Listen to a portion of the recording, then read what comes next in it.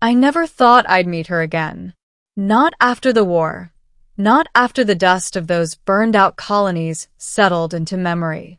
But when the alien princess stepped off the crystalline shuttle, her silver eyes scanning the crowd, I knew before anyone else. She was looking for me. The Galactic delegation had arrived to cement peace between the Human Federation and the Resurfaces Dominion, two empires that had nearly annihilated each other. The peace ceremony was supposed to be historic, the first shared council between our species. I was just a translator. An ordinary man, they said. A linguist assigned to ensure the proper exchange of ceremonial phrases. But as I stood in the massive hall of the New Geneva Citadel, surrounded by diplomats, soldiers, and the faint hum of translation drones, the princess's gaze locked on me. And the world fell silent. Her name was Princess Kalara Seraphis, daughter of the Dominion's High Sovereign, a being whose words alone could bend star systems to his will. Her people were elegant, tall, their skin faintly luminous, like the reflection of starlight on water. She moved through the air as if gravity itself respected her. When she approached, every human in the room straightened. The Dominion guards raised their lances in salute. My palms went slick. And then she spoke in perfect English. "Ethan Vale," she said softly, "I've come a long way to find you." The chamber went quiet. Every head turned toward me. My superior, Commander Hayes, blinked in disbelief. "You know him, Your Highness?" Kalara smiled faintly. "Oh, yes. He saved my life." My heart stuttered. Saved her life? I had been stationed years ago on a remote moon called Taraxis, during the war. We had captured a Seraphis scout ship that crashed near our outpost. There had been only one survivor, a wounded alien girl, barely conscious, speaking in a language I didn't yet understand. I had disobeyed orders and kept her alive. I thought about that girl every night after the war. Her terrified eyes, her trembling hands, the way she had whispered something to me before she vanished with her people after the ceasefire. I had no idea that girl was Kalara, the heir to an empire. The unraveling secret. That evening, the banquet hall shimmered with light from both suns of Alpha Centauri Prime. The Federation spared no expense to impress the Seraphis delegation. Chandeliers made of floating photonic crystals, orchestras playing in synchronized microgravity, the scent of rare alien flora filling the air. I sat at the edge of the crowd, away from the laughter of diplomats. Kalara, in her flowing silver gown, glided through the room like she owned it. Every motion was measured, deliberate. She didn't look at anyone except me. When she finally approached, I rose quickly. "Your Highness." She silenced me with a gesture, her voice soft but commanding. "Walk with me." We stepped out into the open gardens, away from the noise. The stars stretched endlessly above us. For a while, neither of us spoke.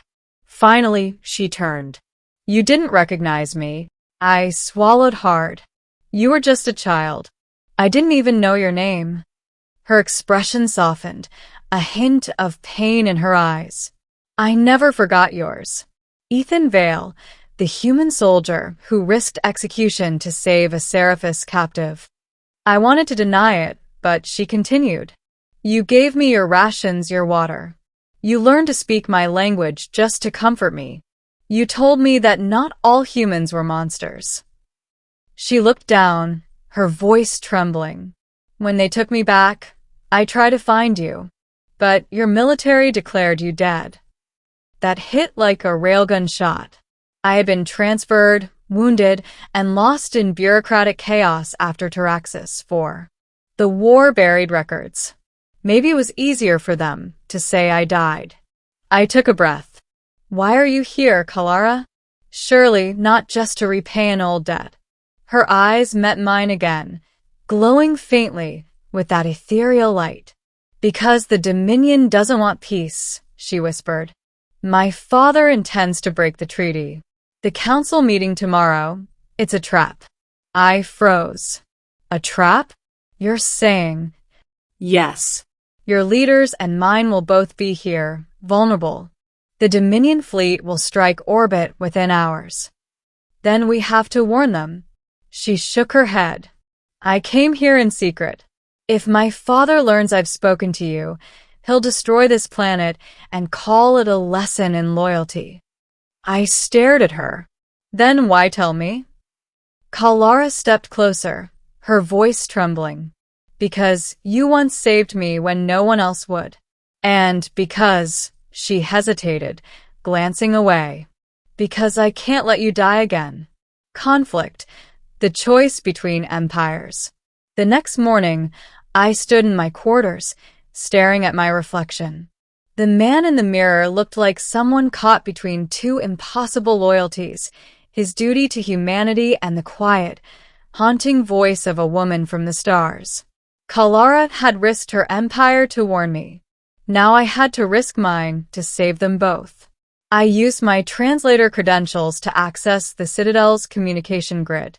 Every message was monitored, but I had learned to write in the Resurfaces code, an old dialect Kalara once taught me. I encoded a warning to Commander Hayes. Evacuate non-military personnel. Incoming orbital threat. Before I could send it, the door hissed open. Kalara stood there, cloaked, her silver eyes wide. You can't send that, she whispered. I frowned. If I don't, everyone here dies. Her expression hardened. If you transmit anything from this facility, my father's sensors will detect it. He'll strike immediately. I stepped closer. Then, what do you want me to do? Sit here and watch them burn. She hesitated, then pulled a small device from her robe. I brought something. A neural disruptor key. It can delay the attack sequence for a short time, but I can't activate it without your help. What does that mean? I need human DNA to complete the override.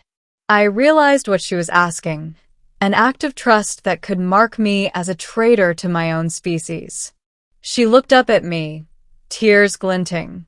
Ethan, if we fail, both our worlds will burn. For a long, suspended moment, all I could hear was the hum of the citadel around us.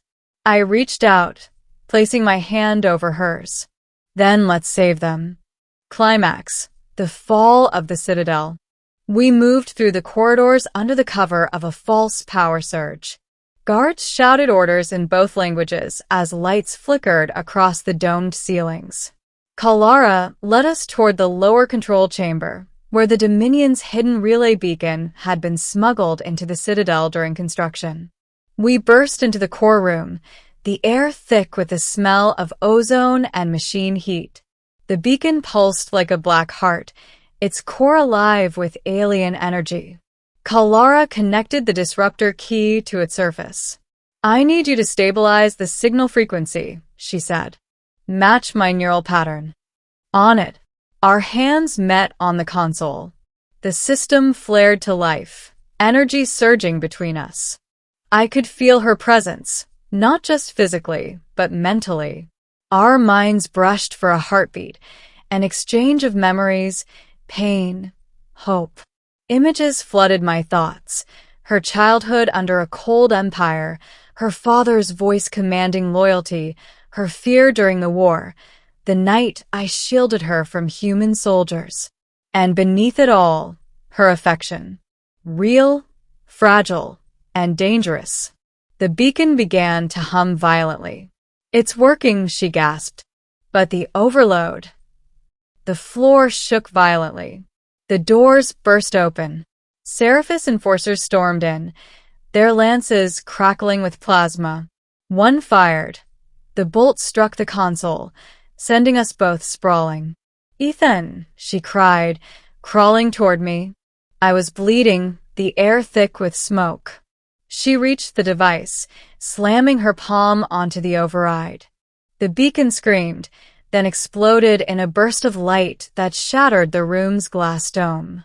The energy wave rippled outward, freezing every Dominion ship in orbit. Their attack systems went silent. But Kalara collapsed beside me, her breathing shallow. I held her as alarms blared. You did it. You stopped them. Her lips curved, faintly. Not for long. They'll find another way. But at least not today. I pressed my forehead against hers. You saved us. Her silver eyes met mine. No, she whispered.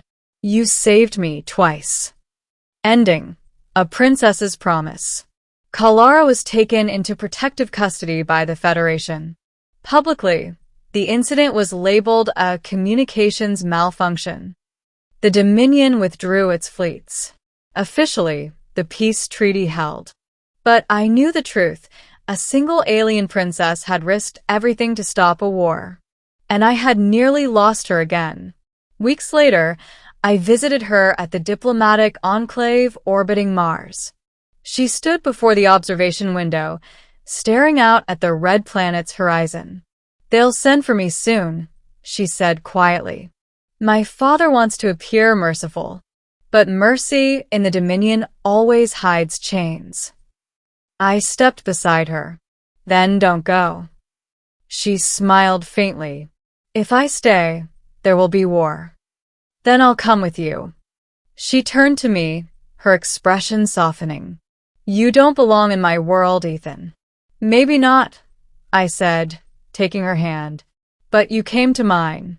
And I'm not letting you face this alone. For a long moment she said nothing. Then she lifted my hand to her lips, pressing it gently against her forehead, the seraphist gesture of eternal promise. When the stars burn low, she whispered, I will find you again. And with that, she turned and walked toward her shuttle, light cascading around her like falling starlight. As the engines flared and her ship disappeared into the sky, I knew the truth that would haunt me forever. She wasn't just an alien princess. She was mine, across time, war, and the silence between stars.